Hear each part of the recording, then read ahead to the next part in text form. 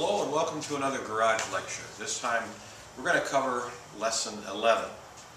Now, in the previous lessons we've really kind of focused on technology in individual areas, for example the military or in medicine. Now we're going to take a look at the whole social response, the whole impact technology has on society as a whole. And as the chapter lays out, we're going to look at some different topics. Changing technology. How do people deal with changing technology?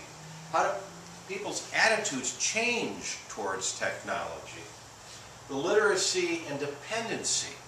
You know, how do people learn to be literate with the new technologies? And how do we overcome dependency people have on old technology and help them adopt new technologies? And the risk-benefit. Now, as an economist, I always consider risk-benefit to be a very important concept because it tells us the risk associated with the new technology, in this case, vis-a-vis the benefit that we get from that technology. You know, there may be a lot of benefits that we can get from new technology, but there are risks associated with it. For example, if we looked at nuclear power, there are some tremendous benefits from nuclear power, but there's some risk associated with it. So how do we balance those risks and benefits? Same thing's true if we give up gasoline engines. There's some benefits to that, but there's some risk to that also. You know, how do we find alternative fuels? How do we adapt with automobiles that can only go 40 miles on a charge without being plugged in? So, you know, this chapter really gives us a chance to analyze this. Now, over all of this, I think there's a question that comes up about age. And are people willing, as they get older, to adapt new technology, you know, these changes? What are the attitudes of the elderly? How do we help them become more literate and dependent upon new technology? And I know we've had tremendous discussion over that in the discussion board. Well, I want to mention a couple things. One of them is the assumption that it's the older folks who tend to have difficulty adopting new technologies. Now, they've named a highway after my age. I don't want to tell you how old I am, but there is a highway named the same number as my years. Now, I'm in that older age group, but I found it to be relatively easy to adapt and adopt new technology. Now, given I've spent the last 15 years working in the area of technology. I'm an instructional technologist.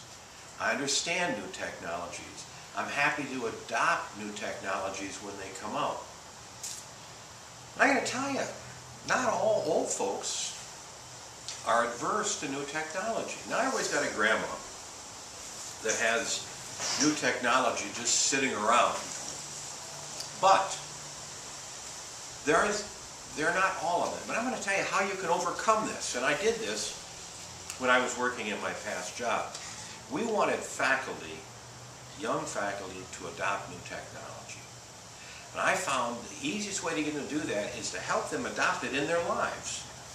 For example, a new faculty member, you want to teach them how to use an iPod in class to record a lecture. Well, that's not real exciting because they're not interested in doing that. But if we can show them how to use an iPod to record their child in a play, they're really interested in that, and they're more than willing to learn how to use an iPod to do that. So when we have a benefit, when people find some way of being dependent on a technology, they tend to adopt it. Now, I know a lot of elderly people, even more elderly than I am. They email. And you know why they email? They found out that their grandkids are on email, and that that's a fast way to get a hold of them. A lot of them even are using texting. Now, not all of them, but when there is a need, when there's a change in technology, and we're able to change people's attitudes about that technology, it helps them to adopt it more quickly. Now, there are information overload issues. I mean, you can't take grandma and give her a new Android phone and expect she's going to learn how to use everything on that Android. There are parts of my Android that I don't even know how to use, but I can use an awful lot of them. I have not found yet a reason to be dependent upon some other technology, so I pretty much ignore it. I think other people do that. The whole society has a response to emerging technologies. And those of you who are young and you think, boy, I'm technology savvy, I adopt all this new technology, well, you're going to find yourself drifting away from it if you don't find a reason to use the new technology. There has to be a reason. I discovered a long time ago that when I was younger, believe it or not, I had hair down to my shoulders. And I found a lot of the older people accepted me.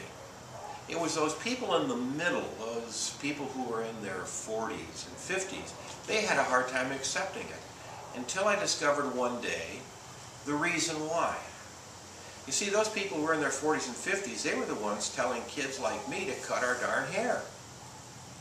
But it was grandma and grandpa who were in their 60s and 70s who looked beyond hair and they saw a person. And if they saw me with long hair, they'd say, oh, he's probably just like our grandson. He's a nice kid.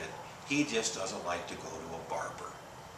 You know, that's why grandparents and grandkids get along so well. They have a common enemy. Now, as you read this chapter and think about it, what I want you to think about are some of the issues that society has in terms of response to new technology. Now, as we go through these next few chapters, we're going to analyze not only just society change or problems with new technology, but we're going to look at some specific sociological groups and the problems that they have, and then we'll look at the ethical reasons behind dealing with this. So until our next lecture, this is Larry Carver hobbling off to my walker. Bye.